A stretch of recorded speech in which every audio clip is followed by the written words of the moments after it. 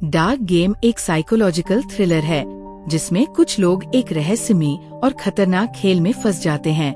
इस गेम के नियम अजीब है और हारने का मतलब सिर्फ हार नहीं बल्कि मौत है।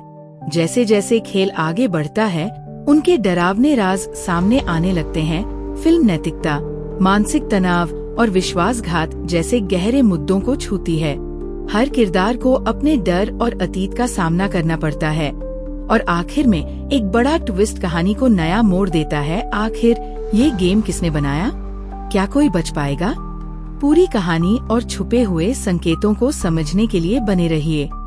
तो फिल्म की शुरुआत एक डेडली गेम से होती है जिसके होस्ट ने एक लड़की को किडनैप करके चेयर से बांधा हुआ था क्योंकि वो गेम हार चुकी थी, इसीलिए अब उसे मरना होगा। इस गेम को वो बंदा डार्क वेब पे दिखा रहा था और ऑडियंस इस खतरनाक गेम को देखकर इंटरटेन हो रही थी। सामने टेबल पर 3 तरह के हथियार थे। होस्ट ने व्यूअर्स से कहा, जो मुझे जितने ज्यादा पैसे सेंड करेगा मैं उसकी मर्जी के मुताबिक वेपन यूज करके लाइव इस लड़की का मर्डर करके दिखाऊंगा। एक लड़की ने उसे $500 सेंड किए और लड़की को चेन सॉ से मारने को कहा। इन लोगों ने भी बिना रहम किए चेन सॉ उठाया और इस लड़की को सबके सामने काट कर मार डाला। सेम इसी वक्त पर पुलिस को भी इस गेम की खबर मिल गई और वो भी गेम को रोकने के लिए सेम पॉइंट पर आ गए, लेकिन यहाँ 2 लोगों के अलावा पुलिस को कोई नहीं मिला। इन्होंने इधर उधर की छानबीन की तो इन्हें कंटेनर में से सिर्फ एक बच्चा मिला। बाकी सब लोग शायद इस लोकेशन से पुलिस के आने से पहले ही भाग गए थे। खैर अब सीन कट होता है और हमें कुछ देर पहले का सीन दिखाया जाता है।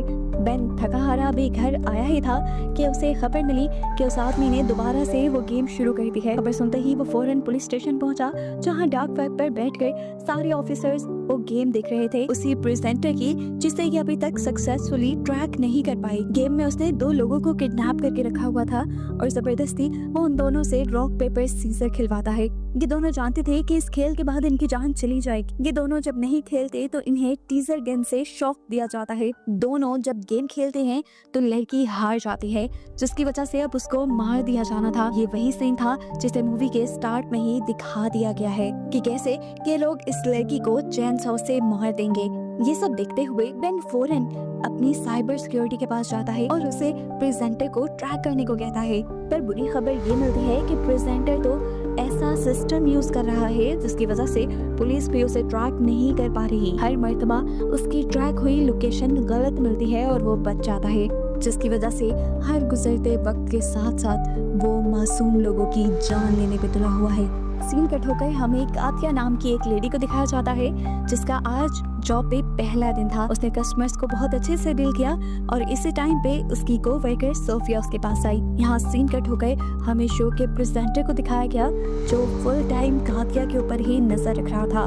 कातिया के साथ उसने 3 और लोगों पर भी नजर रखी हुई थी। शायद वो इन तीनों को ही किडनैप करके अपना शिकार बनाने वाला था। यहाँ पर हम बेन को देखते हैं जो अभी भी उस प्रेजेंटर के पुराने शो को देख रहा है। बैकग्राउंड पे उसे कुछ लोग दिखाई देते हैं और जब वो उनके बारे में इन्वेस्टिगेट करता है तो उसे पता चलता है कि इन लोगों का भी किडनैप हुआ था।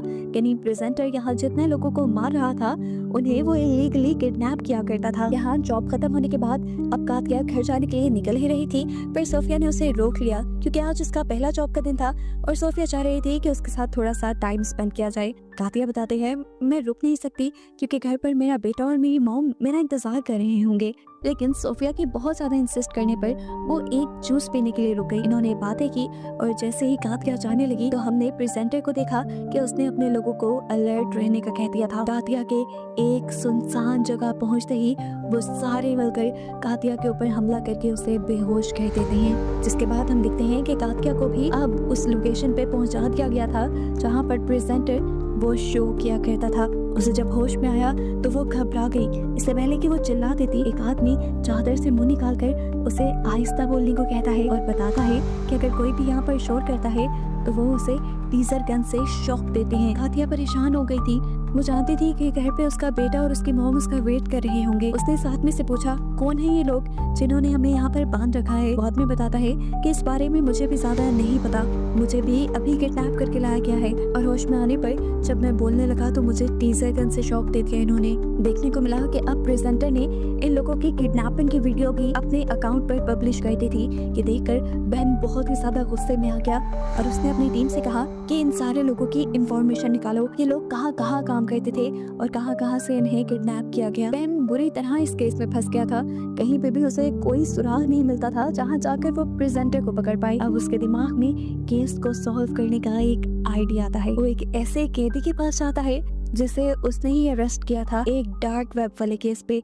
इस लड़के ने असल में डार्क वेब के ही एक बंदे को पकड़कर उसका मर्डर किया था। डार्क वेब के लोगों को कैसे पकड़ना था ये उसे अच्छे से आता था। बैंक उसे शो में किडनैप हुए लोगों की पिक्चर दिखाता है और शो के बारे में बताता है। वो चाहता था कि ये कैदी हेल्प करे उस प्रेजेंटर को पकड़ने में, लेकिन बेन की उम्मीदें सारी ये लड़का तोड़ चुका था, ये बताते हुए कि ये आदमी डार्क वेब का सबसे स्ट्रॉन्ग आदमी था, इसे पकड़ना नामुमकिन था। वो उसे बताता है कि जानता होगा कि पुलिस पहले ही इसके पीछे पड़ी हुई है, तो वो हमेशा अपने बैकअप जरूर रखता होगा जिसकी वजह से पुलिस उसे पकड़ नहीं पाएगी। ना उम्मीद होकर बेन जब वापस अपने ऑफिस आया तो उसे पता चला कि प्रेजेंटर ने 2 और लोगों को किडनैप कर लिया था। वो अपनी गेम को आगे बढ़ाता जा रहा था, मासूम लोगों की जान लेता जा रहा था और पुलिस अभी तक हाथ पे हाथ रखकर बैठी थी। सीन कट होकर दिखाया जाता है कि प्रेजेंटर ने अपना दूसरा शो भी शुरू कर दिया था। इस मर्तबा उसके शो में बहुत सारे कंटेस्टेंट थे। उसने गाथिया को भी यहाँ पे बुलाया और सभी कंटेस्टेंट के सामने एक गन रख दी। उसने व्यूअर्स को बताया कि आज की गेम बहुत मजेदार होने वाली है। इस गन में सिर्फ एक ही गोली है और ये 6 कंटेस्टेंट हैं। जिसकी किस्मत बुरी होगी वो मारा जाएगा। गेम स्टार्ट हो जाती है। कंटेस्टेंट को बताया जाता है कि उन्हें गन सर पे रख के उसका ट्रिगर दबाना है। बारी बारी सबने ट्रिगर दबाना शुरू किया। गातिया जब गोली चलाती है तो उसकी बंदूक में गोली नहीं थी, लेकिन जैसे ही एक दूसरे कंटेस्टेंट ने ट्रिगर दबाया तो गोली चल गई और उसका दिमाग फट गई। वो वहीं मारा गया। एक तीसरे कंटेस्टेंट की गोली की जगह एक फ्लैग बाहर निकला था और उन्हें बताया कि ये इंसान भी गेम हार चुका है और इस तरह से ये लोग अपने ऑडियंस की ख्वाहिश के मुताबिक मारने वाले थे। ऑडियंस में से दोबारा एक लड़की ने $500 सेंड किए और उस आदमी को ब्लीच देकर मारने का कहा। सबसे ज्यादा पैसे ही उसने दिए थे, तो उसकी बात मानी गई और आदमी को ब्लीच पिला दिया गया, जिससे उसके अंदर के सारे ऑर्गन्स फट गए और वो मारा गया। अगले दिन के न्यूज़पेपर में दिखाया गया कि किस तरह वो गेम शो लोगों को मारता जा रहा है, लेकिन पुलिस ने अभी तक कुछ नहीं किया। अब क्योंकि पुलिस से ये केस सॉल्व नहीं हो रहा था, तो FBI को ये केस सौंप दिया गया और ये चीज प्रेजेंटर को भी पता चल गई। प्रेजेंटर भी हर चीज को बहुत गौर से देख रहा था। दूसरी तरफ गातिया के साथ मौजूद एक और कैदी साशा, ये दोनों मिलकर प्लान बनाते हैं कि ये लोग यहाँ से भाग जाएंगे, क्योंकि अगर ये यहाँ रहे तो इनका मरना तय है। वो फैसला करता है कि अब जब ये लोग यहाँ पे उन्हें लेने आएंगे तो वो उन्हें मारकर उनकी गन छीन लेंगे और फिर यहाँ से भाग जाएंगे। इन दोनों की ये प्लानिंग प्रेजेंटर ने सुन ली थी और ये सुनने के बाद उसने गातिया को अपने ऑफिस में बुलाया। वो गातिया से कहता है, क्या तुम नहीं जानती यहाँ पे बात करना मना है और तुमने बात करके रूल तोड़ा है, जिसकी सजा अब मैं तुम्हें नहीं दूंगा बल्कि तुम्हारी साथ वाली को दूंगा, ताकि तुम्हारा गिल्ट कभी तुम्हें और गलती ना करने दे ऐसी। अब स्क्रीन पे दोबारा ये लोग लाइव आ जाते हैं और जिस लड़की को प्रेजेंटर ने सजा देनी थी उसे लाइव सबके सामने पाँव पे कोड़े मारे जाते हैं। उसे तड़पते हुए देखकर ऑडियंस जैसे सेटिस्फाई हो रही थी और धड़ाधड़ उनके शो को लाइक कर रही थी। जहां अभी तक FBI वाले भी इन लोगों की लोकेशन का पता नहीं चला पाए थे।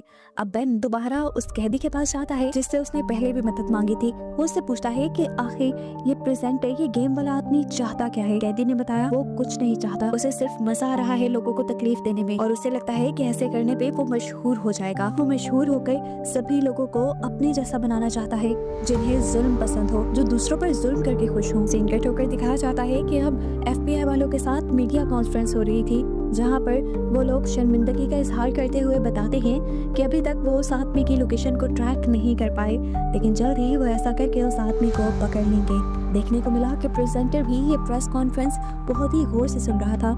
सीन कट होकर हम बेन को देखते हैं जो वो अपने घर आया था। वहाँ पर उसके लिए एक सरप्राइज था। उसकी वाइफ को पता चला था कि उनके घर एक बेटी पैदा होने वाली है। ये सुनकर बेन को खुश होना चाहिए था, लेकिन वो खुशी का इजहार नहीं कर पाया क्योंकि वो इस केस में बहुत ज्यादा इन्वॉल्व हो गया था और इस तरह उसकी वाइफ को लगने लगा कि शायद बेन इसकी फैमिली से और उसकी बेटी से खुश नहीं। यहाँ दोबारा हम प्रेजेंटर का शो देखते हैं जहाँ पर वो 4 लोगों की तस्वीर दिखाता है और बताता है कि अगले दिन वो इन 4 लोगों को किडनैप करने वाला है। यानी वो सीधा सीधा पुलिस को धमकी दे रहा था।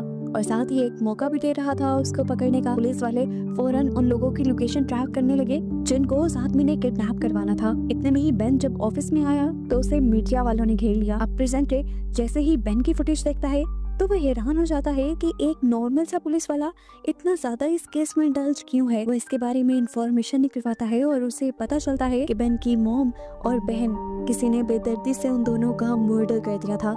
बेन उन्हें बचा नहीं पाया था और इस चीज का बेन को बहुत रिग्रेट था, जिस रिग्रेट को खत्म करने के लिए वो अब मासूम लोगों की जान बचाने की मिशन पर था। यहाँ पर फाइनली अब प्रेजेंटर उन लोगों को भी किडनैप करवा चुका था जिनके लिए उसने पिछले दिन धमकी दी थी। इसमें एक बहुत छोटी बच्ची भी थी जो इस शो को देखती थी। उसे लग रहा था कि ये शो वाले उसको कुछ नहीं करेंगे, लेकिन प्रेजेंटर ने यहाँ उसे बताया कि अगर वो इस गेम में आ गई है तो वो अब इस शो की फैन नहीं रही बल्कि इस शो की विक्टिम बन गई है। और जैसा यहाँ पर मौजूद सब लोगों के साथ होगा वैसा ही सलूक उसके साथ भी किया जाएगा। ये कहते ही वो कैमरास की तरफ मुड़ गया और अपने व्यूअर्स को बताने लगा कि आज वो लोग डॉज गेम खेलेंगे जिसमें गेमर्स ने एक दूसरे को बॉल मारनी थी। इस बॉल से बाकी लोगों ने बचना था और अगर किसी एक को भी ये बॉल लग जाती तो वो मारा जाता। अब यहाँ पर गेम स्टार्ट होती है। ये लोग एक दूसरे को बॉल मारते हैं और काफी लोग यहाँ पे हार जाते हैं। जैसे ही उस छोटी बच्ची और एक बूढ़े आदमी की बारी आती है तो बूढ़ा आदमी बॉल को नीचे फेंक देता है बचाए लड़की को मारने के। उसे प्रेजेंटर से कहा कि मैंने हार मान ली है, मैं उस लड़की को नहीं मार सकता। ये देखकर प्रेजेंटर ने उसे कहा कि यहाँ पर गेम तुम्हारी मर्जी से नहीं खेला जाएगा। यहाँ पर इस बूढ़े आदमी को अपने पास एक वायर का टुकड़ा मिला। ये काफी शार्प था जिसे उसने अपने पाँव के जूते में छुपा लिया। अब काफी दिन गुजर जाते हैं और कोई शो प्रेजेंटर ऑन एयर नहीं करता। काफी दिन बाद जैसे ही उसका शो ऑन एयर होता है तो बेन के साथ साथ सभी पुलिस ऑफिसर और FBI एजेंट उस शो को देखने लग जाते हैं। अब क्योंकि प्रेजेंटर को बेन के बारे में पता चल चुका था तो वो बार बार शो में बेन का नाम ले रहा था। वो ये भी जान गया था कि पुलिस वाले इस शो को देख रहे हैं। अपने व्यूअर्स के साथ वो पुलिस वालों को भी बताता है कि पिछले दिन उस बूढ़े आदमी ने रूल तोड़ा था जिसकी वजह से अब दोनों की जान जाएगी। लेकिन बेन यहाँ पर किसी एक की जान बचा सकता है। वो अगर चूज करे कि किसको मारना है तो एक की जान बच सकती है। सब बेन को मना कर रहे थे कि वो चूज ना करे, लेकिन तब प्रेजेंटर ने कहा कि अगर बेन कुछ चूज नहीं करेगा तो ये दोनों मारे जाएंगे। एक की जान बचाने के लिए बेन ने फौरन से 2 का बटन दबा दिया। सेकंड नंबर पे थी लड़की और उसके बटन दबाते ही उसे शूट करके मार दिया गया। इतनी देर में पुलिस वाले भी उसकी लोकेशन पर पहुंच गए थे, लेकिन वहां जाकर पता चला कि ये शो तो उस जगह पे हो ही नहीं रहा था जो लोकेशन उसे पता चली थी। हंसते हुए इस टाइम प्रेजेंटर ने बताया तुम्हारे साथ गेम खेली गई है, तुम मेरी लोकेशन तक पहुंच जाओ। ये इम्पॉसिबल था, तुम्हें वो गलत लोकेशन मैंने ही बताई। ये कहते ही यहाँ पर शो खत्म हो जाता है। दूसरी तरफ हम उस बूढ़े आदमी को देखते हैं जो अब उस बच्चे की मौत का जिम्मेदार अपने आप को समझ रहा था, इसलिए जो शार्प वायर्स उसने अपने पाँव में छुपाई थी वो उसके जरिए अपनी नसें काट के सुसाइड कर लेता है। जैसे यहाँ पे सब लोगों ने उस बूढ़े आदमी को मरा हुआ देखा तो इन सबको काफी दुख हुआ। दूसरी तरफ दिखाया गया कि अब बेन भी शदीद शौक में था क्योंकि वो अब मासूम लड़की की मौत का जिम्मेदार अपने आप को समझ रहा था। वो इस गिल्ट से बाहर निकलना चाहता था, कुछ करना चाहता था। इसीलिए वो जब ऑफिस के लिए निकलने लगा तो उसे अपने गेट पे एक पार्सल रिसीव हुआ। वो जानता था कि पार्सल जरूर प्रेजेंटर ने भेजा होगा क्योंकि वो बार बार जबरदस्ती बेन को इस सब में घसीटना चाह रहा था। हम देखते हैं कि प्रेजेंटर खुद गाथिया के पास आया है। उसने गाथिया को बताया कि आज तुम्हारी मौत का दिन है, अगर तुम चाहो तो अपने छोटे लाइन से बात कर सकती हो। वो हैरान हुई ये जानकर। छोटा लाइन वो अपने बेटे को कहती थी। ये बात उसे कैसे पता चली? उसे याद आया कि आखिरी बार उसने ये बात अपनी कोवर्कर को बताई थी। खैर अब प्रेजेंटर उसे ऑन एयर ले गया जहाँ पर उससे पूछा गया कि तुम किसे याद कर रही हो। गाथिया ने बताया कि मैं अपने बेटे और अपनी कोवर्कर को याद कर रही हूँ। बेन को उसकी हिस्ट्री याद आई। बेन ने उसके बारे में इन्वेस्टिगेशन करवाई थी। वो तो सिर्फ एक ही दिन जॉब पे गई थी। अगर उसने अपने क्लिक का नाम लिया है इसका मतलब ये बेन के लिए एक हिंट है। जरूर उसकी क्लिक भी इन सब में इन्वॉल्व है। वो फौरन उसके क्लिक यानी सोफिया से मिलने के लिए चाहता है, जहाँ पर पहले तो सोफिया उससे कोई बात नहीं करती, लेकिन फिर वो कुछ नोट लिखकर बेन को बताती है कि उसके बेटे को भी इन लोगों ने किडनैप किया हुआ है। कैमरास में से वो इन्हें देख सकता है। उसने जो सब गाथिया के साथ किया वो करना उसकी मजबूरी बन गई थी।